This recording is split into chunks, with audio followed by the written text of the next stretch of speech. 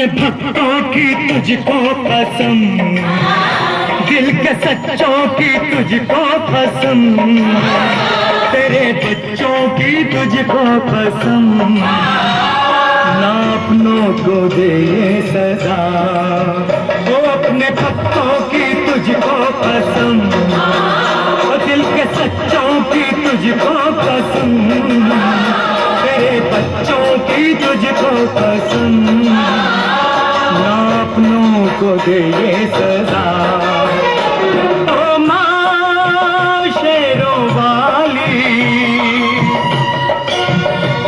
ओ माँ शक्तिशाली, त्रिशूल तेरा उठा लूंगा, चरणों पे सर को चढ़ा दूंगा, रंग देंगे तुझको लहू के लाले।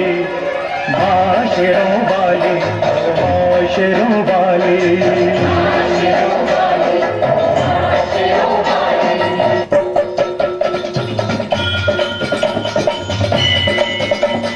पूरे मिटा दे,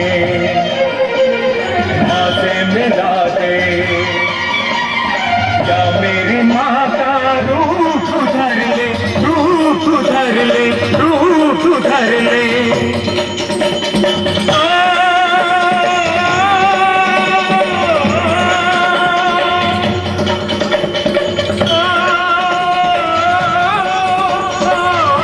छोटा तालियां, चुपता तालियां हो जाए कलाकार के ऊपर, क्योंकि ये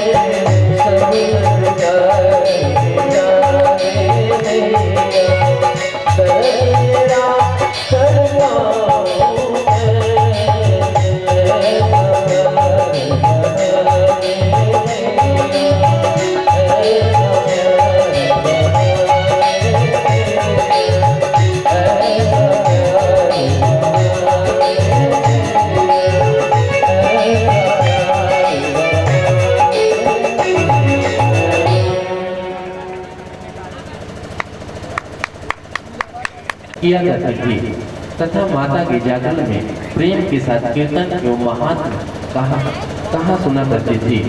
एकादशी के दिन एक बार भूल से छोटी बहन रुक्मण ने मांसाहार कर लिया।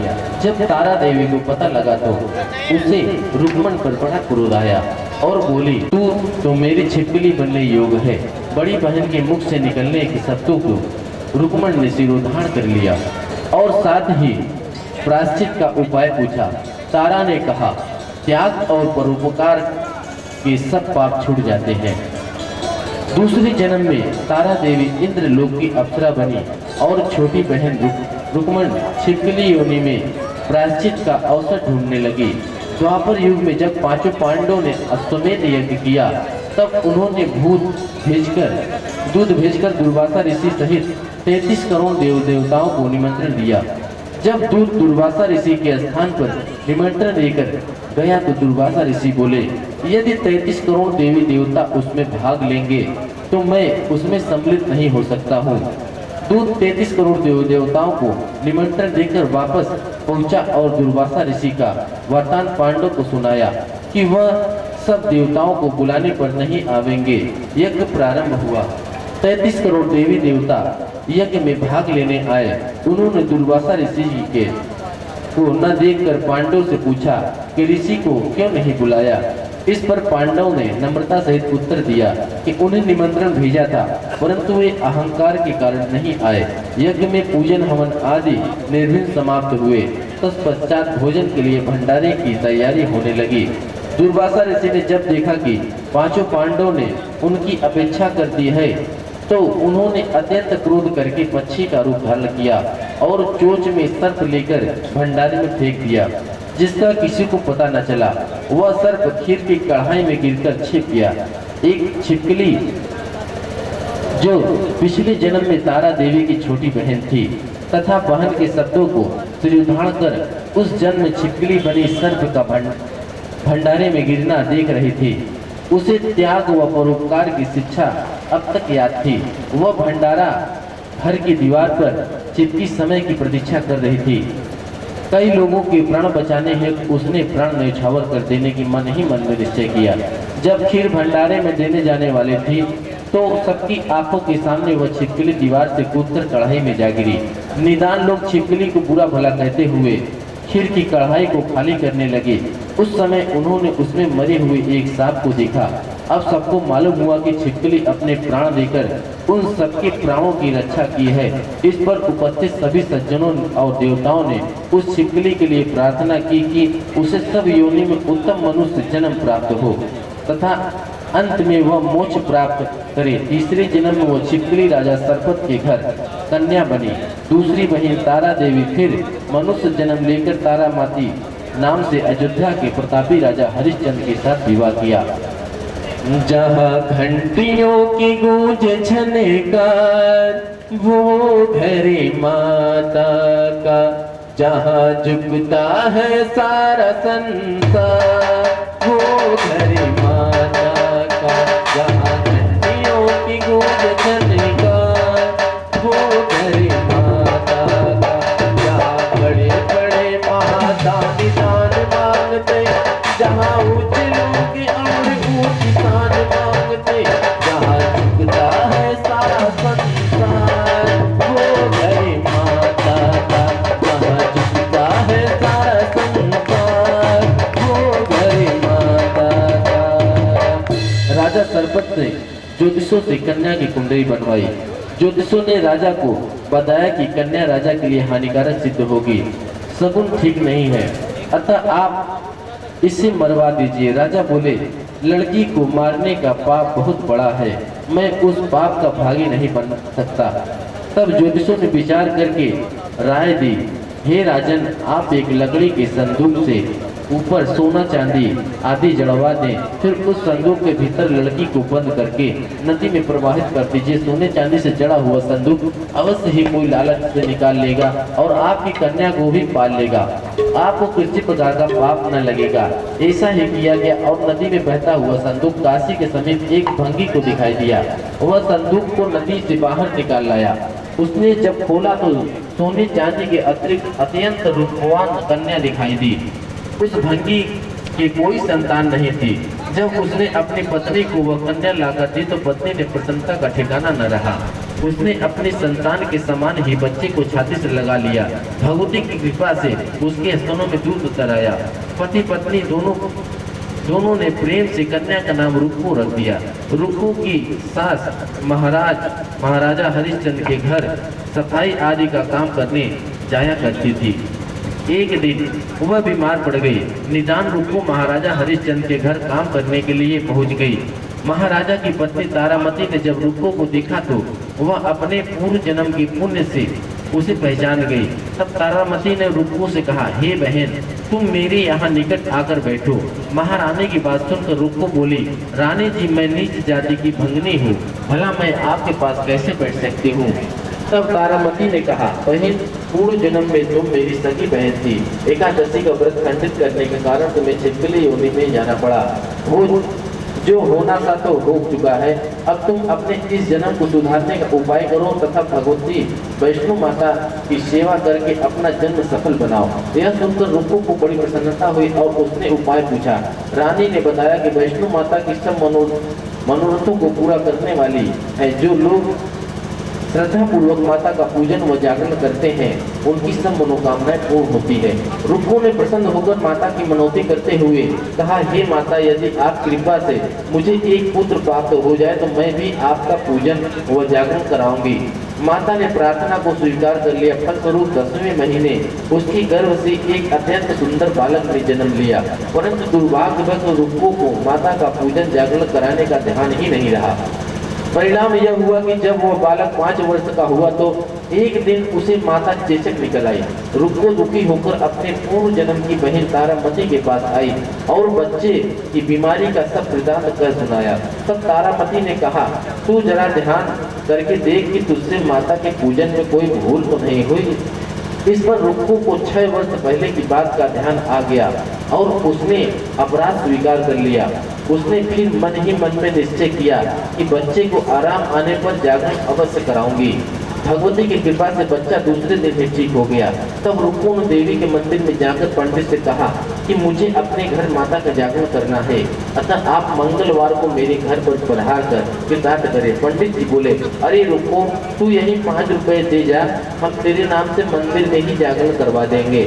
तू नीच जाति की स्त्री है, इसलिए हम तेरे घर में जाकर देवी का जागरण नहीं कर सकते हैं। रुक्मू ने कहा, हे पंडित जी, माता के दरबार में तो ऊंच नीच का कोई विचार नहीं होता है। वे तो सब भक्तों पर समान रूप से कृपा करती हैं, अतः आपको कोई एतराज नहीं होना चाहिए। इस पर पंडित ने आपस में विचार करके कहा, यदि महारानी तारामती तुम्हारे जागरण में पधारे तब तो हम स्वीकार कर लेंगे। यह सुनकर रुक्मू महारानी के पास गई और सब वृतांत कह सुनाया। तारामती ने जागरण में सम्मिलित होने स्वीकार कर लिया। जिस समय रुक्मू पंडित से यह कहने गई कि महारानी जी जागरण में आवेंगी, उस समय सैन नाई सुन लिया और उसने महाराजा हरिश्चंद्र को जाकर सूचना दी। राजा ने सैन नाई से सब बात सुनकर कहा कि तेरी बात झूठी है। महारानी भंगनियों को घर जाकर जागरण में नहीं जा सकती है। फिर भी परीक्षा लेने के लिए उसने रात में अपनी अंगुली पर थोड़ा सा चीरा लगा लिया जिससे नींद न आवे। रानी तारामती ने जब देखा कि जागरण का समय हो रहा है परंतु महाराज को नींद नहीं आ रही है तो उसने माता वैष्णो देवी के मन ही मन में प्रार्थना की कि हे माता, आप किसी उपाय से राजा को सुला दें ताकि मैं जागरण में सम्मिलित हो सकूं। तब राजा को नींद आ गई तो तारामती रोशनदान के रास्ते से बांधकर महल से उतरी और रुक्मू के घर जा पहुंची। उस समय जल्दी के कारण रानी के हाथ से रेशमी रुमाल तथा पांव का एक कंगन रास्ते में ही गिर पड़ा। उधर थोड़ी देर बाद राजा हरिश्चंद्र की नींद खुल गई। तब वह भी रानी का पता लगाने निकल पड़े। मार्ग में कंगन रुमाल उन्होंने देखा और जागरण वाले स्थान पर जा पहुंचे। राजा ने दोनों चीजें रास्ते से उठाकर अपने पास रख ली और जहाँ जागरण हो रहा था वहाँ एक कोने में चुपचाप बैठकर सब दृश्य देखने लगा। जब जागरण समाप्त हुआ तो सबने माता की आरती व प्रसाद की। उसके बाद प्रसाद बांटा गया। रानी तारामती को जब प्रसाद मिला तो उसने झोली में रख लिया। यह देखकर लोगों ने पूछा, आपने प्रसाद क्यों नहीं खाया? यदि आप न खावेंगे तो कोई भी प्रसाद नहीं खाएगा। रानी बोली, तुमने जो प्रसाद दिया है वो मैंने राजन के लिए रख लिया है, अब मुझे मेरा प्रसाद दे दो। अब की बार प्रसाद लेकर तारा ने खा लिया। इसके बाद सब भक्तों ने माता का प्रसाद खाया। इस प्रकार जागरण समाप्त करने का प्रसाद खाने का पश्चात रानी तारामती महल की ओर चली। तब राजन ने आगे बढ़कर रास्ता रोक लिया और कहा, तूने नीचू के घर का प्रसाद खाकर अपना धर्म भ्रष्ट कर लिया, अब मैं तुम्हारे अपने घर में कैसे रखूं? तूने तो कुल की मर्यादा का और मेरी प्रतिष्ठा का भी कोई ध्यान नहीं रखा। जो प्रसाद तू अपनी झोली में रखकर मेरे लिए लाई है, उसे खिलाकर मुझे भी अपवित्र करना चाहती है। ऐसा कहते हुए जब राजा ने झोली की ओर देखा तो भगवती की कृपा से प्रसाद के स्थान पर उसमें चंपा, गुलाब, गेंदा के फूल, कच्चे चावल और सुपारी दिखाई दी। यह चमत्कार देखकर राजा आश्चर्यचकित रह गया। राजा हरिश्चंद्र तारा को साथ लेकर महल में लौट आया। वह रानी से ज्वाला मैया के शक्ति के बिना किसी माचिस से चमत्कार पत्थर की सहायता लिए राजा को अग्नि प्रज्वलित करके दिखाई, जिससे देखकर राजा ने आश्चर्य और बढ़ गया। राजा ने मन ही मन में देवी की प्रति विश्वास तथा श्रद्धा जाग उठी।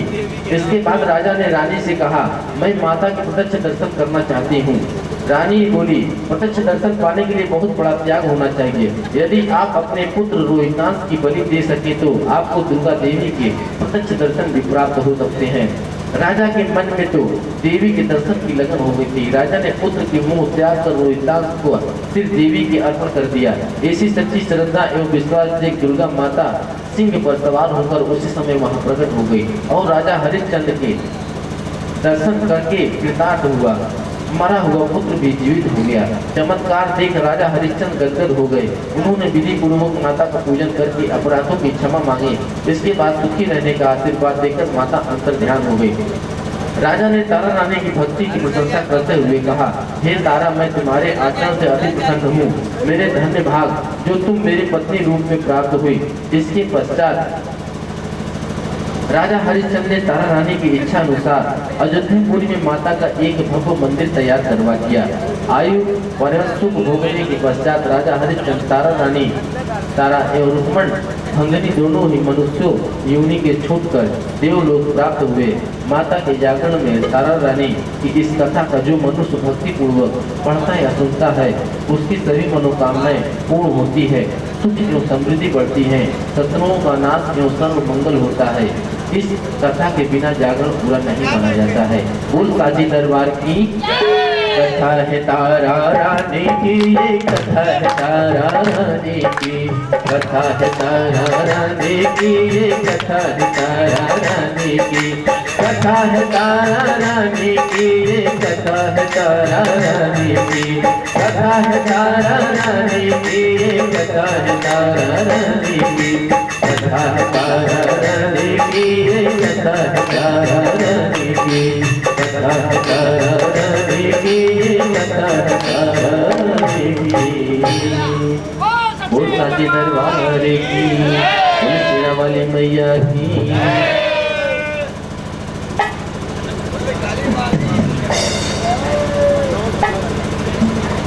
अब आरती जला दीजिए, आरती करके।